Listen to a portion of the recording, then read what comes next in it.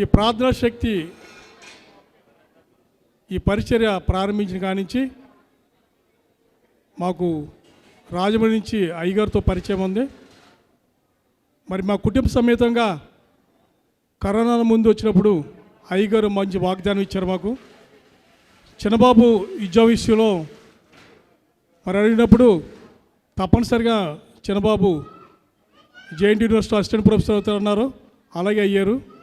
మరలా నాది జిల్లా కోర్టులో గవర్నమెంట్ ప్లేటర్గా నేను అప్లై చేసినప్పుడు అయ్యగారి దగ్గర మరి ప్రార్థన చేసినప్పుడు మీరు తప్పనిసరిగా అవుతారు, మీకు తప్ప పోస్ట్ ఎవరికి రాదన్నారు. అయ్యగారు చెప్పినట్టుగానే మరి నేను జిల్లా కోర్టులో 70 కోట్లకి మరి ఒక అధికారిగా దేవుడు నన్ను తూర్పుగోదావరి జిల్లాకి మరి నన్ను నియమించడం జరిగింది. తర్వాత 2 సంవత్సరాలు పూర్తయిన తర్వాత మరి మరలా దాన్ని రెన్యూల్కి వెళ్ళవలసి వచ్చింది. అయ్యగారితో ప్రార్థన చేయించకుండా అయ్యగారు ఒకటే చెప్పారు, ఇది దేవుడు వెలిగించిన దీపం, ఇది ఎవరు కూడా దీన్ని ఆఫ్ చేయడానికి ఎవరి వల్ల కాదు, మీరు వెళ్ళండి, మీరు సక్సెస్ అయిపోతారని చెప్పారు అయ్యగారు. మరలా అయ్యగారు చెప్పినట్టుగానే 3వ సంవత్సరానికి రెన్యూల్ ఇచ్చేశారు గవర్నమెంట్ వారు, ఎవరి రికమెండేషన్ లేకుండా. దేవుడు గొప్ప కార్యం. ఇప్పుడు నేను జిల్లా కోర్టులో ఒక ఆఫీస్గా పనిచేస్తున్నాను. 70 కోట్లకి సంబంధించిన వర్క్ అంతా నా దగ్గర ఉంటుంది. అలాగే మా పెదబాబు గురించి మరి ప్రార్థన చేసినప్పుడు ఆయన సాఫ్ట్వేర్ ఇంజనీర్ అవ్వాలని ప్రార్థన చేయించినప్పుడు అయ్యగారు ఒకటి చెప్పారు, తప్పనిసరిగా మీ పెద్ద అబ్బాయికి జాబ్ వచ్చేస్తుందని. మరి బాబుకి జాబ్ వచ్చింది. నెలకి ₹1,00,000 చిల్లర సుమారు.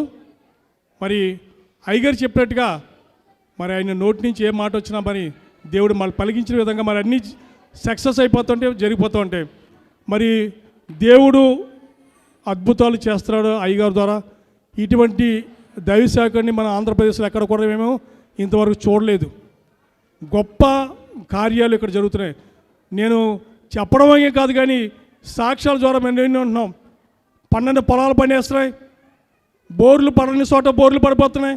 అయ్యగారు ప్రార్థన చేసి తైలమిస్తుంటే, అయ్యగారు ప్రార్థన చేస్తే 20 సంవత్సరాలు పెళ్ళి అయిన తర్వాత కూడా, పెళ్ళి అయిన తర్వాత పిల్లలు లేని వారికి 20 సంవత్సరాలు అయిన తర్వాత కూడా మరి పిల్లలు సంతానం కలగడం జరుగుతుంది.